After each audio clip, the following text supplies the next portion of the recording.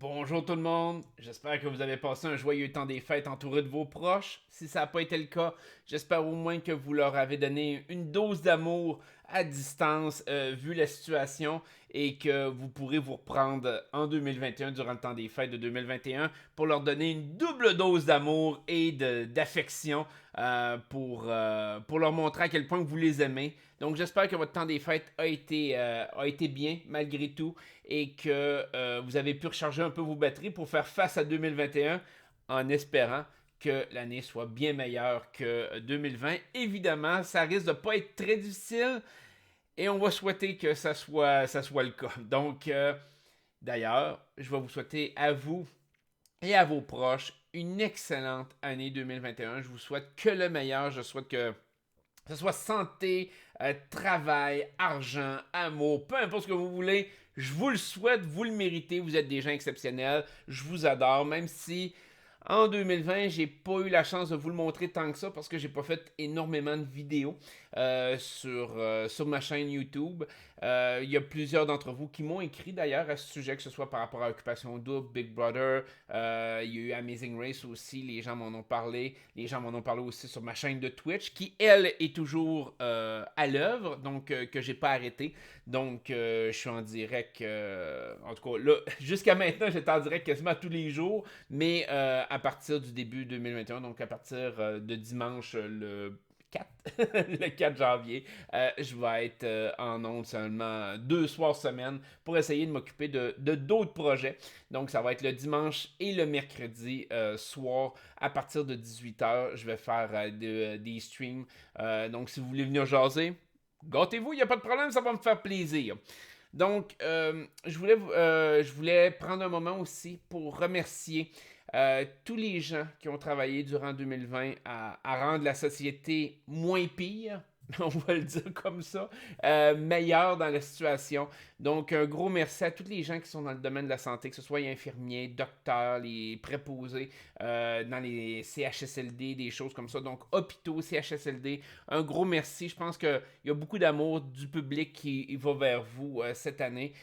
J'ai beaucoup de gens comme ça qui travaillent dans ces domaines-là, dans tous les domaines de la santé là, et connexes, on pourrait dire, là, qui sont sur mon Facebook, qui viennent sur la chaîne YouTube, qui viennent sur ma chaîne Twitch. Donc un gros merci à vous tous pour les efforts, les sacrifices que vous avez faits. Vous êtes, je voyais des fois certains posts où ce que vous étiez pratiquement en pleurs à cause de la surcharge de travail, le manque d'effectifs, les situations dramatiques qui sont survenues. Donc un gros merci. Je sais que vous avez fait énormément de sacrifices, que vous vous êtes surmené cette année. J'espère que 2021 va être meilleur pour vous. Vous allez pouvoir ralentir un peu la cadence et prendre du temps pour vous. Vous êtes des personnes dévouées, on l'apprécie énormément, donc un gros merci à vous.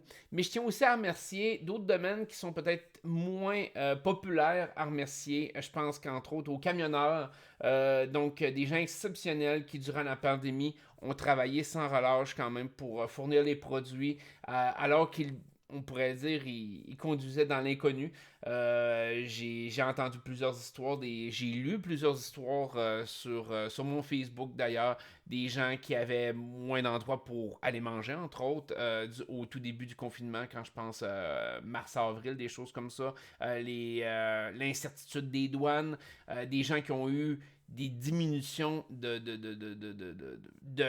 de salaire lié au fait que, évidemment, beaucoup de commerces étaient fermés, le transport était changé, il y avait des entrepôts qui avaient été déplacés, il y avait beaucoup je pourrais dire, de, d'ajustements qu'ils ont dû faire. Il y a beaucoup de choses qui ont dû changer dans leur routine. Alors, un gros merci à vous pour tous les sacrifices que vous avez faits. Je sais qu'il y en a qui ont été loin de leur famille aussi pendant longtemps à essayer de se démener, à fournir le maximum dans la situation. Donc, un gros merci. Je pense aussi à tous les gens qui ont dû, peu importe votre métier, ont dû s'adapter avec des nouvelles mesures. Je pense au gros casque qui sincèrement, on va se le dire, ça doit être infernal à porter. Autant côté chaleur, respiration, visibilité, sueur, peu importe. Moi, j'ai la chance de ne pas avoir à porter un masque comme ça. Sérieusement, vous êtes... de vous lever, puis je vois des fois des emplois qui sont, je vous dirais, mal rémunérés. On va dire ça comme ça. Donc, je pense comme au domaine de la restauration, des choses comme ça, qui sont pas rémunérés au degré qu'ils devraient l'être, parce que souvent, il y a beaucoup de gens, pas nécessairement dans tous les restaurants, mais je vous dirais qu'il y a des gens qui sont vraiment dédiés dans leur travail, que ce soit en cuisine, que ce soit au service à la clientèle directement, caissier ou autre, ou serveur, et des gens qui se donnent à fond, qui ont un métier qui est très exigeant physiquement et qui doivent rajouter en plus cette couche-là, tout en ayant des revenus qui sont généralement réduits dans la situation actuelle. Beaucoup de moins de gens allaient au restaurant, les tips, ces choses-là diminuaient. Donc, un gros merci à vous de vous lever à tous les matins malgré tout et d'aller travailler dans des jobs que je dirais des jobs de merde, on va dire ça de même, qui sont plates à travailler, qui sont durs à travailler pour pas nécessairement être rémunérés au niveau qu'ils devraient l'être vis-à-vis l'effort qu'ils portent. Là. Donc, un gros merci à vous aussi de vous lever. Puis là, mon message est un peu généralisé pour toutes les entreprises où ce que les gens ont dû faire des gros ajustements sur leur équipement, sur la façon dont ils travaillent, puis que ça encombre un peu je pourrais dire leur bien-être personnel pour le bien-être collectif. Donc, un gros merci à vous. Passez ce message-là. Je me suis étiré là-dessus. Je voulais simplement vous revenir sur pourquoi je n'ai pas fait de vidéo. Beaucoup de gens m'ont posé cette question-là, que je n'ai pas fait beaucoup de vidéos durant l'année 2020. Et je pense que je voulais vraiment vous exprimer ma pensée là-dessus, sans aucun jugement, sans aucune négativité, malgré que ça va avoir l'air de ça. Mais je vais essayer de le faire de la façon la plus zen possible. 2020 a été une année difficile pour tout le monde. Je pense qu'il y a eu énormément de choses qui se sont produites, toutes les luttes sur le racisme, sur le sexisme, les dénonciations, le coronavirus, bien évidemment, a été lourd, a été très lourd. Et dans des situations comme ça, souvent on voit le meilleur chez l'humain et on voit le pire chez l'humain. Chaque jour, je devais composer avec le fait de lire un peu mon fil d'actualité sur Facebook, ce que les gens écrivaient. Et des fois, je voyais des messages tellement extraordinaires, des choses merveilleuses, positives, des gens qui se battaient. Et malheureusement, je voyais aussi le côté exécrable de l'humain. Et je veux pas être trop méchant quand je parle de ça. Je veux pas mettre le doigt sur personne, une philosophie particulière, parce que je pense que malheureusement, j'ai vu de ça dans toutes les sphères de pensée, malheureusement.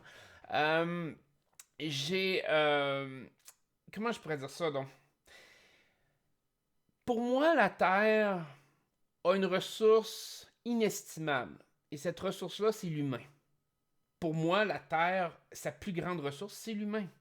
L'être humain en soi devrait être le bien le plus précieux sur Terre. Un bien qui n'est pas calculable, sur lequel on n'est pas capable de mettre un prix sur sa vie. Je le sais, malheureusement, historiquement et autres, dépendamment de qui on est, de quelle classe sociale qu'on est, il y a un prix qui est comme un peu fixé. Les militaires en sont un des exemples les plus flagrants de la vie d'un militaire vaut quoi? Est-ce que ça vaut un équipement supérieur, une défense supérieure ou pas? Et souvent, malheureusement, c'est le pas qui remporte dans ces situations-là. Et je trouve ça dégueulasse. Okay? Je trouve ça terrible qu'on puisse mettre un prix sur la vie humaine. Pour moi, chaque vie humaine est importante. Inévitablement, on va tous mourir. C'est un fait indéniable. Mais, en tant que société, on devrait tenter de mettre nos énergies pour essayer de sauver le plus de gens possible, peu importe qui ils sont. Même si on les haït, c'est plate, il y a du monde qu'on haït, mais ils méritent quand même de vivre, c'est comme ça. Je veux dire, l'humain devrait être la plus belle ressource, la plus extraordinaire ressource qui puisse exister. Et malheureusement, cette année, plus que n'importe quand depuis que j'ai conscience de ce monde, j'ai trouvé que l'humain n'avait plus de valeur. L'humain était sacrifiable. L'humain était, était désormais un nombre. Et ça m'a crevé le cœur, bien honnêtement. Au lieu de se rassembler collectivement, d'essayer de se battre en disant nous voulons essayer de sauver la situation du plus grand, pas juste du plus grand nombre, mais de tout le monde. Essayer d'arriver puis de bâtir, on pourra pas réussir. Je comprends qu'on peut pas réussir et que des fois, malheureusement, il y a des sacrifices qui sont faits le long de la route. Mais on va quand même essayer. On va quand même essayer de se battre ensemble. On peut tous se réunir et essayer de se battre ensemble. Et là-dessus, c'est pas juste de dire je fais attention aux gens du COVID, mais je vais essayer d'être plus attentif pour les gens qui peuvent être susceptibles de se suicider. Je vais être plus à l'écoute des gens qui perdent leurs emplois présentement. Je vais être plus à l'écoute aussi des gens qui sont dans les hôpitaux, puis présentement, les infirmières qui sont sur le bord des burn-out, qui sont en dépression parce que la surcharge de travail est juste titanesque. Je vais être à l'écoute de tout le monde pour essayer de créer une société meilleure. Je vais essayer de créer quelque chose de plus beau, de plus qui prend en compte l'humanité et non pas ma pensée. Pas nécessairement ce en quoi moi je crois, mais ce en quoi moralement ça serait peut-être plus acceptable en tant qu'humain. Et cette année, c'est quelque chose qui m'a affecté beaucoup. Euh, et l'individualisme a comme dominé. De dire qu'avant d'essayer de trouver des solutions avant d'arriver et de dire peut-être qu'on devrait travailler sur telle chose, peut-être qu'ensemble on devrait faire telle chose. Les gens ont préféré se pointer mutuellement du doigt, dire c'est ta faute que, c'est de ta faute que, et de dire non, c'est toi, t'es un épais, t'es un conspirationniste d'un côté, t'es un mouton de l'autre, de se pointer mutuellement les doigts l'un envers l'autre et de se diviser. Chacun voulant pratiquement la mort ou la soumission de l'autre, ou de dire je veux te prouver hors de tout doute que moi j'ai raison, puis c'est toi qui es épais à la fin de l'histoire. C'est devenu un enjeu qui est plus important que d'essayer de sauver des vies. Et c'est pas normal. C'est juste pas normal. Vous avez beau avoir la pensée que vous voulez, vous avez beau avoir l'idéologie suprême dans votre tête, à partir du moment que la vie humaine est moins importante que votre idée de marde, ben vous faites partie du problème. Peu importe. Parce que, comme je vous dis, cette idéologie-là, je l'ai vue de tous bords, tous côtés. J'ai des gens qui croient à tout le système de Bill Gates, des Illuminati, que la Terre est plate et tout, qui ont eu des propos de marde comme ça. Et j'ai des pros, François Legault, Justin Trudeau, ce sont des dieux. Et que le COVID s'est généralisé, puis on va tous mourir si on ne fait pas les mesures sanitaires, qui ont aussi des positionnements. Donc, c'est les deux spectres. Et dites-vous une chose, à partir du moment que vous extrémisez votre pensée, à partir du moment que vous vous mettez à dos des gens qui vous ont toujours aimé, des gens qui ont toujours été là, des amis, des membres de votre famille, dites-vous, est-ce que ça vaut la peine? Est-ce que de défendre cette idée-là vaut la peine de vraiment arriver puis nuire à vos relations? Parce que peut-être que votre idéologie est bonne, mais peut-être que vous l'assumez mal.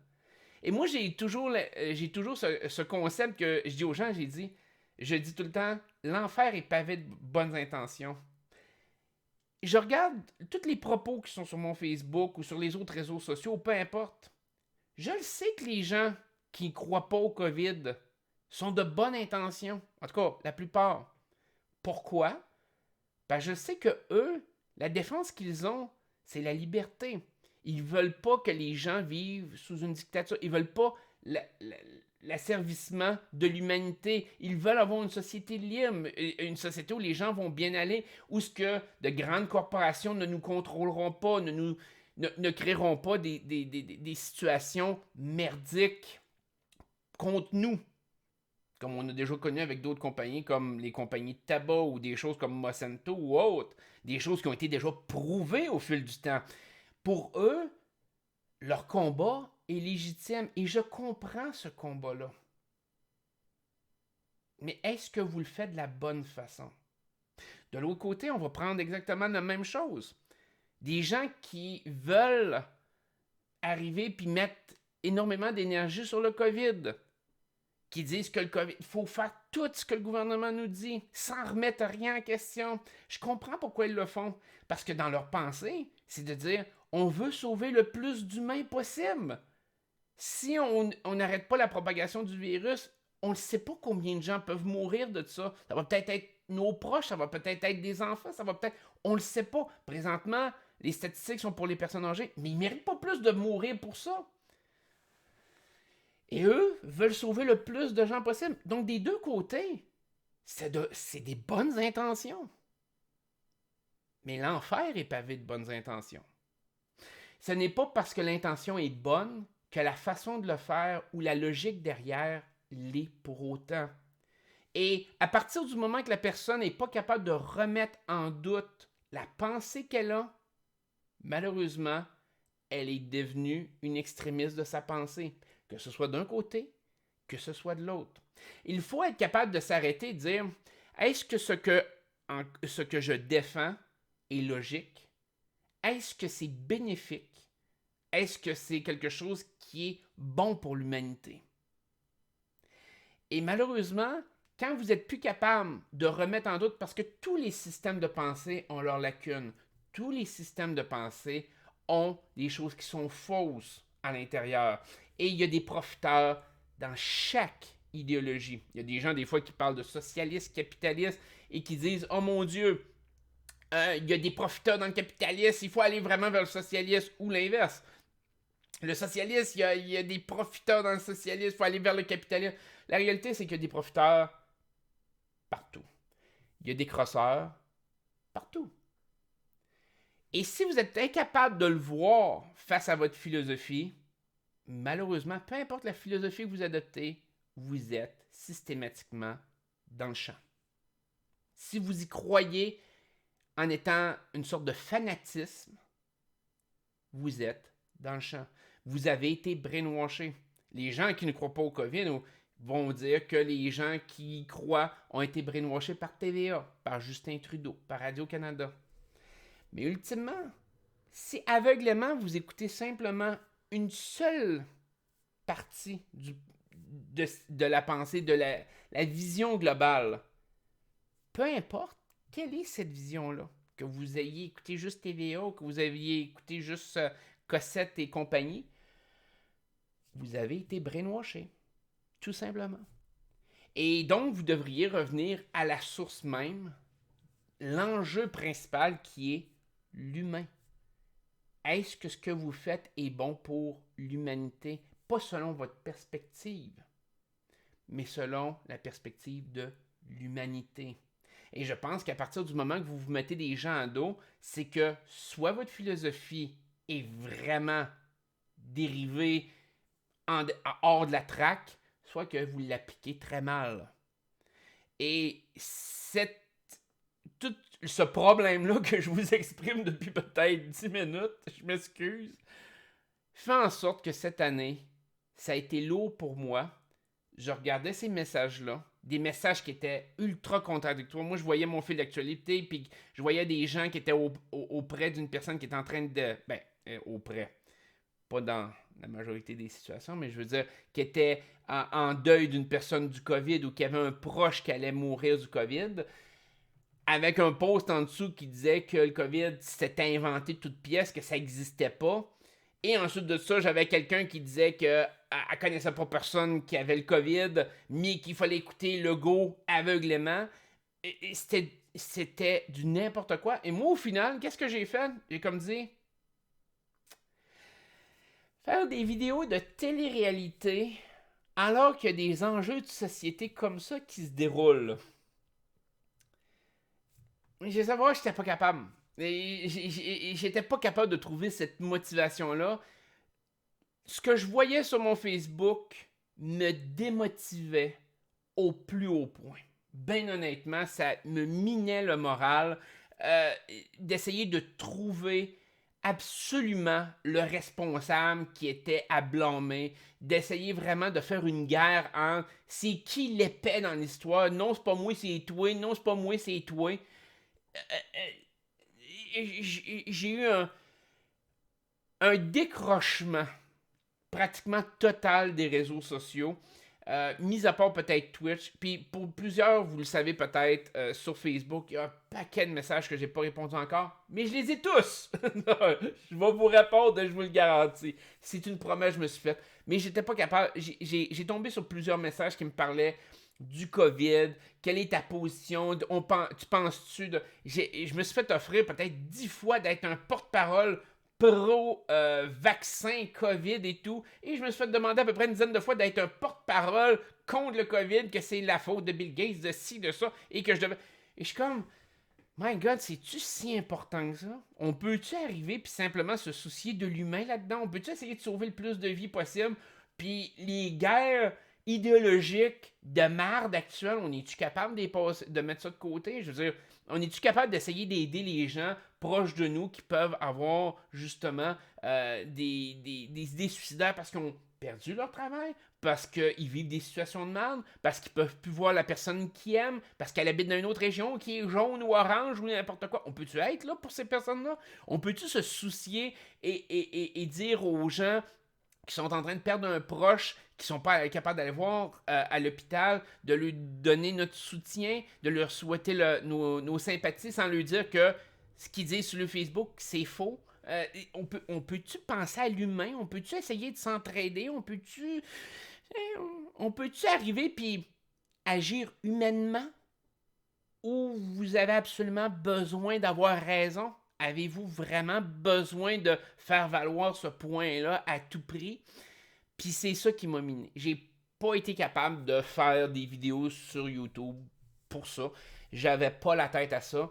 Et pour rajouter une couche de merde, parce que évidemment, ça fait 10-12 minutes que je raconte toute ma philosophie, parce que dans le fond, je vous exprime ce que je pense. Fait que je vous blâme pour quelque chose que je suis en train de faire, c'est pas super.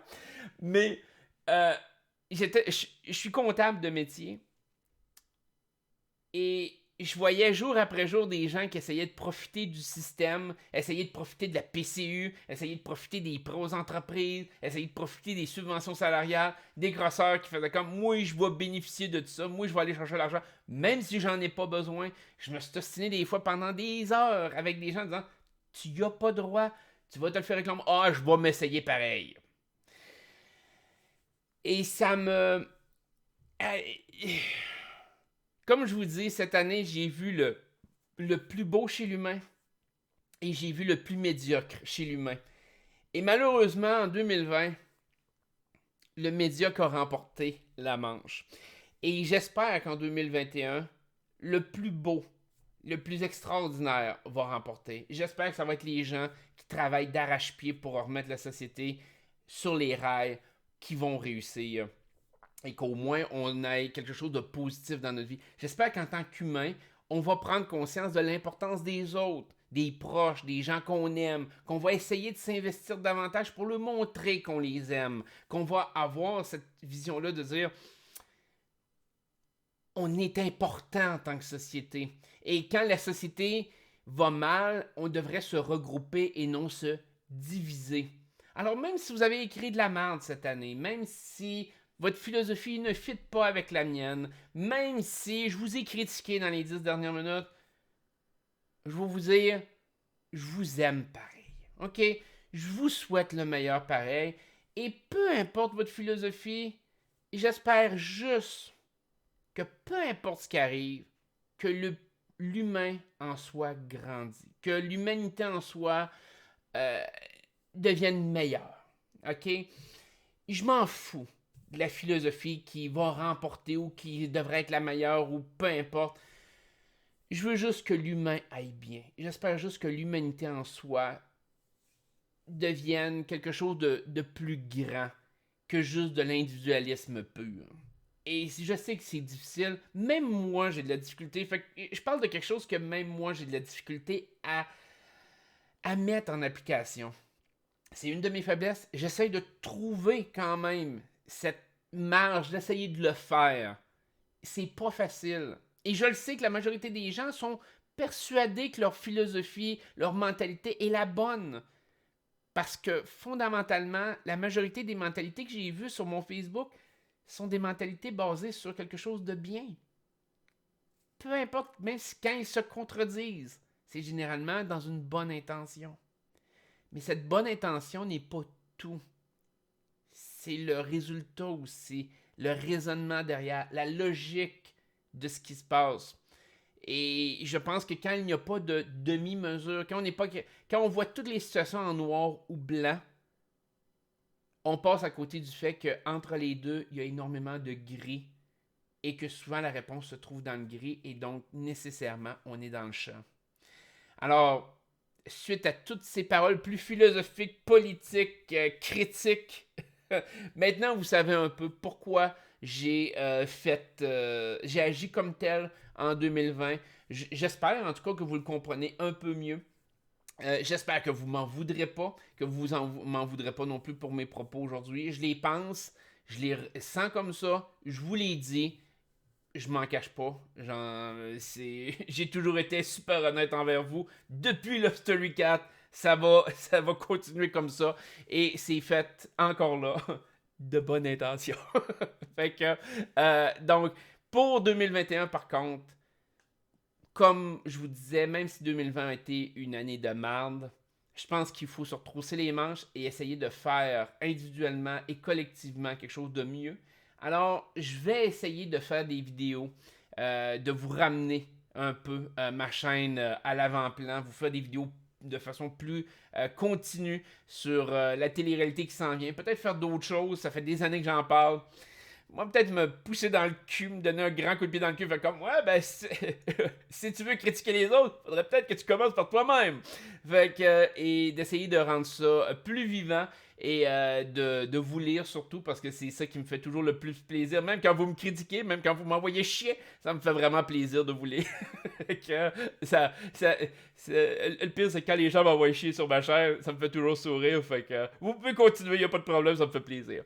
Fait que sur ces mots, une partie positive, une très grosse partie négative, je vais vous re-souhaiter une excellente année 2021. Ne vous gênez pas si vous avez des questions. Je sais qu'il y en a plein qui sont à lesquelles j'ai pas répondu encore sur mes autres vidéos, mes vidéos précédentes. Je vais le faire, inquiétez-vous pas. Ça me prend du temps, mais je réussis toujours. Fait que je vais vous souhaiter un excellent début de mois de janvier. Je vais vous revenir très rapidement pour les autres vidéos. J'en ai plusieurs qui sont déjà écrits. Parce que je prends des notes sur les vidéos que je fais généralement. Sauf celui-ci. Lui, ça a été de l'improvisation du début à la fin. Donc, vraiment désolé si c'était peut-être incohérent par section. Je vais le voir probablement après l'avoir filmé. Donc, une excellente année 2021. J'espère qu'elle va être meilleure pour nous tous. Et j'espère surtout qu'on va être capable de se regrouper ensemble et d'être une meilleure communauté, une meilleure société, un meilleur monde ensemble. Et non pas d'être chacun dans notre coin, croyant qu'on a la science infuse profondément dans le cul. Une excellente journée à vous. Je vous adore. Puis on se dit à la prochaine. Bye bye.